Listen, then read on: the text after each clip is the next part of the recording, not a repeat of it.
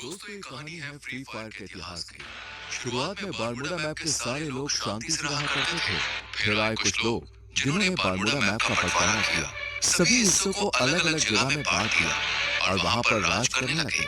ये है sakura Bermuda की राजधानी, पीक का क्रूर महाराज और इकलौता 5 द्वीप का मालिक। और ये है क्लॉक टावर के महाराज हिप हॉप। सकुरा के बहुत बड़े दुश्मन जिनका एक ही मकसद है, पीक पे कब्जा करना और सकुरा को मारना। बारमूडा मैप में और भी राजा है, जैसे फैक्ट्री पे सीजन 3 और रिम नाम विलेज पे सीजन 4 जो चर्चे में रहते हैं। और कुछ राजा हैं जिनकी उतनी चलती नहीं है। और एक ऐसा भी राज्य है ऑब्जर्वेटरी, जहाँ महिला राज करती है।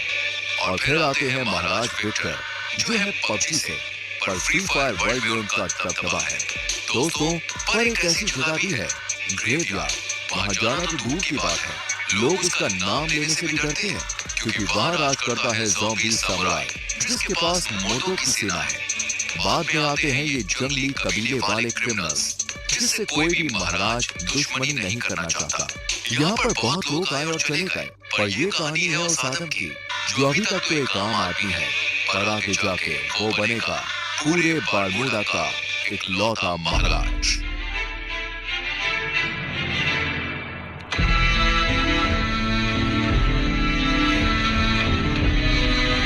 गाइस, हमारी चैनल पे ऐसी सीरीज पहली बार आई है और इसमें बहुत मेहनत लगी है, तो यार वीडियो को लाइक कर दो और चैनल को सब्सक्राइब करके बेल नोटिफिकेशन ऑल पे सेट कर लो।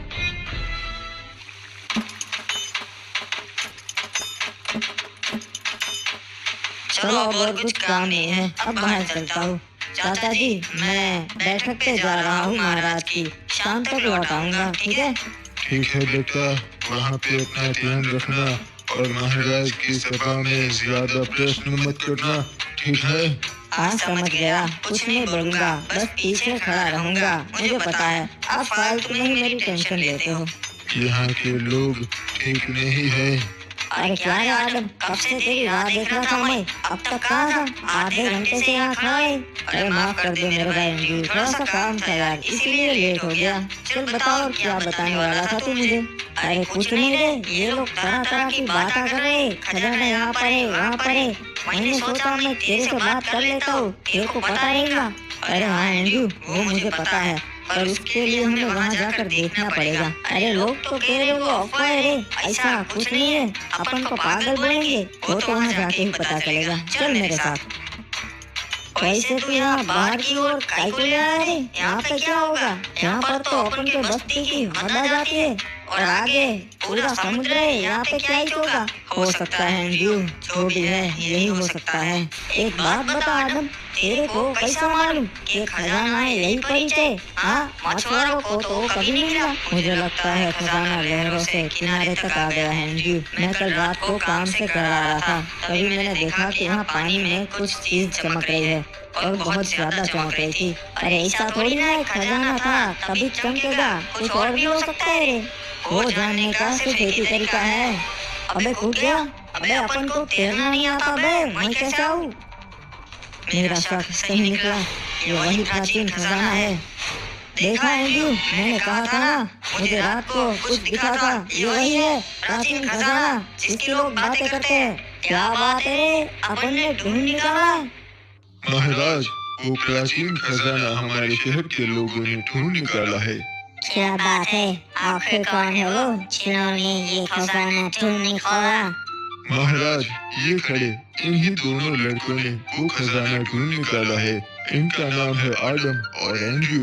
जी महाराज, अपन और अपन के दोस्त ने बहादुरी से समुद्र में से वो खजाना ढूंढ निकाला, बहुत मेहनत लगी। शाबाश लड़कों, तुमने तो बहुत बहादुरी का काम किया है, तुम्हें तुम्हारा हिस्सा मिल जाएगा। नहीं महाराज, हमें वो हिस्सा नहीं चाहिए, हमारा हिस्सा अब शहर के वासियों को बांट दीजिएगा। अबे ये आदम, ये क्या बांटने की बात कर रहा है?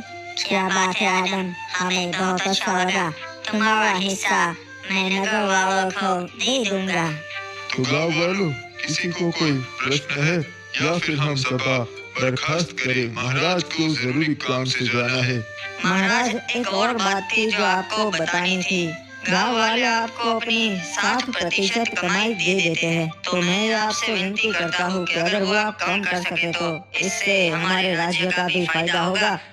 कम कर सके तो इससे हमारे राज्य का भी फायदा होगा और राज्य के लोगों का भी फायदा होगा, दोनों तरक्की कर सकेंगे। मुझे तुम्हारी ये बातें बहुत अच्छी लगी आदम, मैं इस पे जरूर विचार विमर्श करूंगा। आपका भी धन्यवाद महाराज कि आप मैंने जो कहा उसके बारे में सोचेंगे। चलिए नगर के वासियों, आज की सभा यही बर्खास्त होती है। आदम, लगता है तू लेड़ा हो गया है रे। एंडी, हमें अपने लोगों के लिए भी सोचना चाहिए। मैंने तो महाराज को बस बच्चा ही कही। तेरे को कितनी बार बोला है रे, यहाँ चुप रहा कर। तू और चाचा बिल्कुल एक जैसे हैं, जब देखो तब चुप रहा कर। चल अब बोल आगे, कहाँ जाएंगे अब? अरे आज तो फिश फाइट होने वाली है फैक्ट्री पे, तू कभी आया नहीं ना? चल चलते, बहुत मजा आएगा। हाँ यार, सुना है वहाँ बहुत मजा आता है। चल चलते हैं, आज मैं भी देख ही लेता हूँ फिश फाइट। हमें इस आदम का कुछ करना पड़ेगा।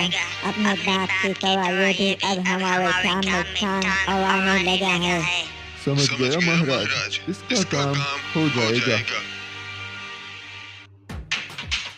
क्या बात है, आज तो पहलवान डीनो आया है हमारे यहाँ फिश फाइट करने, मजा आएगा। अरे बाबा, डीनो के सामने तेरे जैसे हड्डी कभी नहीं टिक सकते। आया बड़ा मेरे से फिश फाइट करने वाला। वाह, जैसा सोचा था वैसा ही हुआ। अबे ये डीनो तो बहुत ताकतवर है, मुझे तो लगता है ये महाराज से भी ज्यादा ताकतवर है। तो किसी को ऐसा लगता है कि महाराज से ज्यादा ताकतवर है डीनो। चलो आज आजमा लेते हैं। 5 दिनों और मैं अकेला, फिर फाइट हो गए। अरे ऊपर तो बहुत मजा आता है, तू देख। हाँ यार एंडी, सभी लोग बातें करते हैं फिश फाइट, आज मैं भी देख लूंगा, मजा आएगा। हाँ रुक जाओ, तुम नहीं जा सकता। अरे क्यों? मैं क्यों नहीं जा सकता भाई, मैंने क्या कर दिया? महाराज ने मना किया है, तुम्हारे जैसे नो बड़े ऊपर नहीं जा सकते, निकल जाओ यहाँ से। अबे यार, ये क्या बात हुई? चल कोई ना, वापस चलते आदम, मेरे को भी नहीं जाना। अरे नहीं एंड्रयू, तू जा, मैं आता हुआ, हम रात को मिलते हैं। चल तू जा, मैं घर जाता हूँ। अच्छा हाँ, अपन समझ गए। अरे चल अपन चलते हैं, रात को मिलते हैं आदम। अब ऊपर चढ़ने का कुछ और जुगाड़ करना पड़ेगा। तैयार होना डीनो, कहीं डर तो नहीं लग रहा? महाराज, हमको डर नहीं लगता, हम डीनो पहलवानी। ठीक है तो फिर पहलवानों, चलो शुरू करते हैं। देखा एंडी, यहाँ ऊपर आना कोई बड़ी बात नहीं है। मेरे को लगा था रे तू कैसे भी करके आ जाएगा। चल ये देख, महाराज खुद लड़ रहे आज। देख लो फैक्ट्री वासियों, देखा मैं सबसे ज्यादा ताकतवर हूँ। अरे महाराज की जय हो, क्या बात है महाराज? हाँ, आपने तो कमाल कर दिया। गौर से छान मारो, वो यहीं कहीं आया होगा ना बड़ा। अबे यार, इन्हें पता चल गया। चल जल्दी मैं चलता हूँ, रात को मिलते हैं मेरे भाई। महाराज, मुझे न्याय चाहिए। इसने मेरे पति को मार दिया क्योंकि ये हमारे घर पे कब्जा करना चाहता है। नहीं महाराज, ये लड़की झूठ बोल रही है। पहली बात तो ये कि इन्होंने नई जगह पे कब्जा किया है। मेरे भोलेपन का फायदा उठाकर उन्होंने मेरी जगह पे घर बना लिया। ओए, तो इसलिए तूने इस लड़की के पति को मार दिया। महाराज, इस लड़की की बातों में मत आइए, ये बहुत बड़ी खमीनी है। इसने ही अपने पति को मारा है और आरोप मुझ पर लगाया। कुछ भी बकवास कर रहा है, मैं अपने पति को क्यों मारूंगी? क्योंकि इस लड़की का चक्कर चल रहा था किसी क्लॉक टावर वासी के साथ और उसके पति को पता चल गया था। और मुझे ऐसा लगता है तूने ही इसके पति को मारा है। सलाहकार, तुम्हारा क्या कहना है?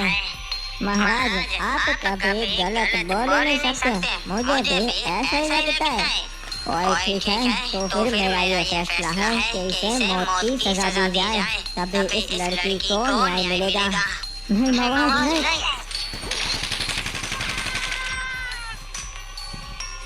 और लड़की, अगर कुछ भी जरूरत हो तो मेरे दरवाजे खुले हैं।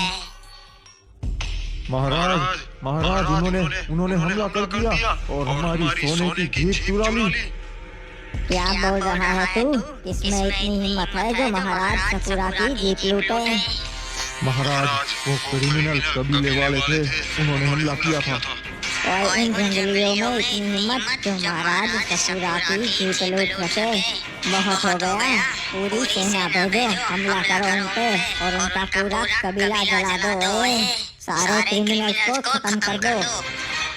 नहीं महाराज, उन पे हमला नहीं कर सकते।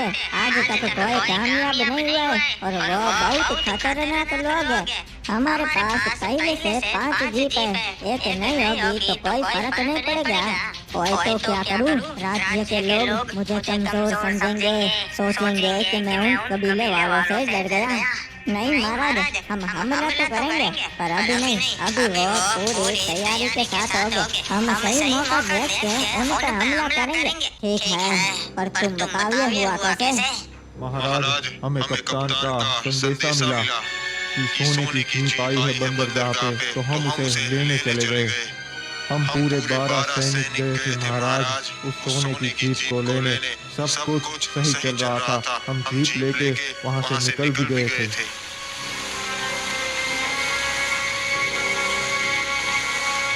हम सही सलामत बीमा साक्षी तक पहुँच गए थे और तभी मैंने देखा क्रिमिनल्स की जंगली सेना हमारी ओर आ रही है। हमें पता चल गया था कि वो हम पे हमला करने ही आए हैं, इसलिए हम सुरक्षित घेरा बना के खड़े हो गए थे। और हमारे सैनिक इतने काबिल है कि उन्हें हरा सके, तो हमने उन पर पहले हमला कर दिया। सब कुछ सही जा रहा था महाराज, तभी हमें पता चला कि ये उनकी चाल थी। उनकी एक टुकड़ी पहले से ही वहाँ कैंपिंग कर रही थी और उन्होंने हमारे सारे सैनिकों को पीछे से मार दिया।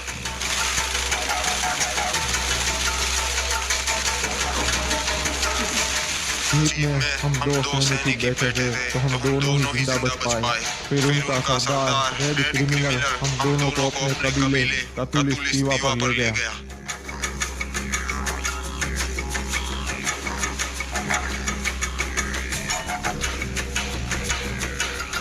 मेरे भाइयों, आज हमने उस पीठ के छल की महाराज सकुरा की सेना पे हमला कर दिया और सबको मार दिया। इन दोनों को मैं आपके लिए जिंदा लाया हूँ, क्योंकि आपका मनोरंजन हो सके। हम उनको हमारी परंपरा के हिसाब से जिंदा जलाएंगे। क्या बात है रे सरदार, आप तो बहुत अच्छे हो, पूरे कबीले का सोचते हो।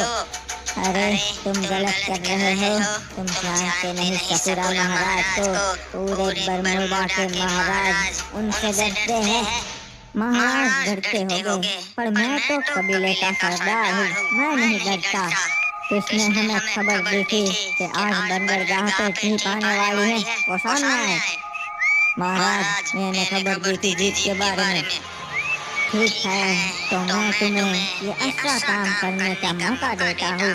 तुम खुद अपने हाथों से इस कमीने को मार दो। ठीक है सरदार, जय हो गरीना दीदी की, गरीना दीदी के नाम। ये हमारे सरदार से बदतमीजी से बात करने के लिए रे बाबा।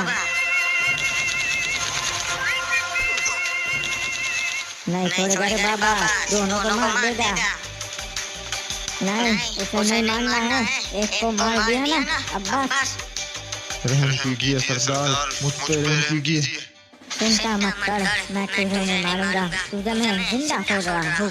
अरे सरदार, इसको क्यों जिंदा छोड़ रहे हैं? क्योंकि इनके महाराज को भी पता चलना चाहिए ना यहाँ क्या हुआ। तू जाएगा अपने महाराज के पास और उसे बता कि उसकी सेना के साथ मैंने क्या किया, और बता देना हम क्रिमिनल्स नहीं डरते, हमला करना हो तो कभी भी कर देना, उसे ये जीत वापस नहीं मिलेगी, ये हमारी ही। जी सरदार, आपका ये संदेशा मैं महाराज सकुरा तक जरूर पहुँचाऊंगा। अरे यार, आज पता नहीं कैसा दिन है, नींद ही नहीं आ रही। अरे बेटा, दिन क्या हो गया, अभी तक जाग रहा है? पता नहीं चाचा, आज नींद नहीं आ रही, मैं जरा बाहर टहल के आता हूँ, आप सो जाइए। हाँ ठीक है बेटा, पर जल्दी आ। ऐसी आवाज आ रही है अभी, ये तो माँ।